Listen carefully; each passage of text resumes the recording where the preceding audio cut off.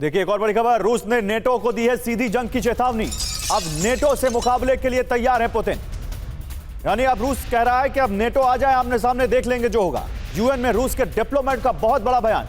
NATO रूस में जंग से इनकार नहीं, ये कहा है पोलेंस्की ने। पोलेंस्की कौन है? यूएन में रूस के प्रतिनिधि हैं और उन्होंने ये बयान दिया है कि नेटो और रूस में जंग हो सकती है, इससे इनकार नहीं किया जा सकता।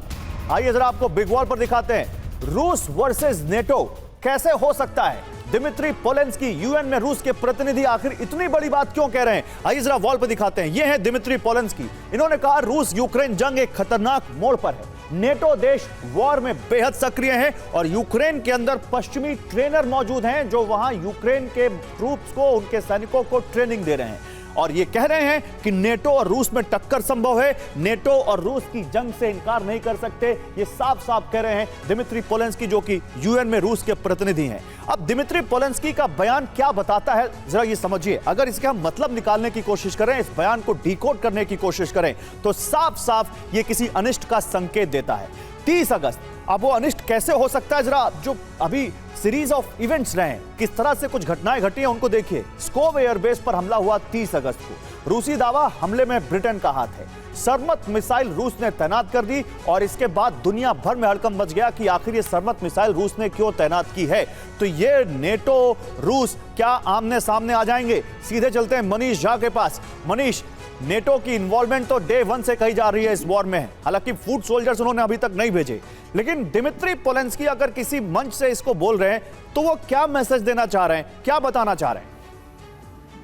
देखिए, आसान शब्दों में कहूं तो रूस ये कह रहा है कि मैंने तो पहले ही बता दिया था, अब आप लोग हमारी बात को सीरियसली ले लें वरना परिणाम फिर और गंभीर होंगे। और देखिए, सरमत मिसाइल के भेजने का मतलब ही यही था कि उन्होंने ये कह दिया है कि इस वॉर में उनकी कोई लिमिट नहीं होगी। एक ऐसा हथियार जिसका कोई मुकाबला नहीं है। आज दुनिया की तमाम सेनाएं इस बात को मानती है कि सरमत का कोई जोर नहीं है, उसे कोई नहीं रोक सकता, फिर वो लंदन हो या न्यूयॉर्क हो।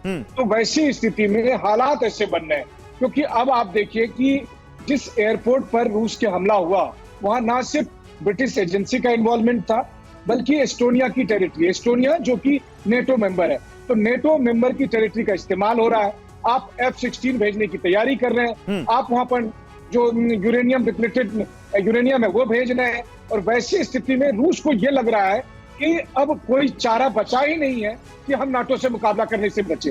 तो इसीलिए इस वक्त जो तस्वीरें हम दिखा रहे हैं, कह सकते हैं आप कि अभी तो बस तैयारी है, असली लड़ाई जो है वो रूस की वो बाकी है नेटो के साथ। ठीक है मनीष, आप मेरे साथ रहिएगा क्योंकि एक और बड़ी खबर है इस पर